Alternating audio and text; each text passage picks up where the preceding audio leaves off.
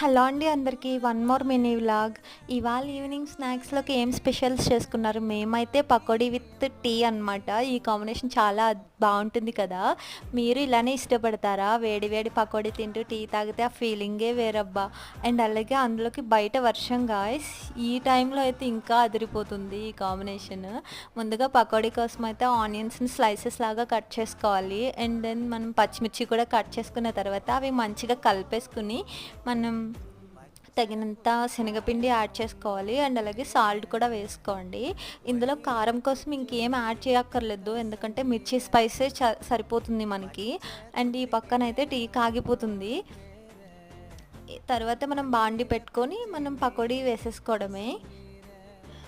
Okay, మరి నచ్చితే ఒక లైక్ చేయండి, షేర్ చేయండి, సబ్స్క్రైబ్ చేయండి గాయ్స్. మీరేం తిన్నారు ఈవినింగ్ స్నాక్స్‌లోకి?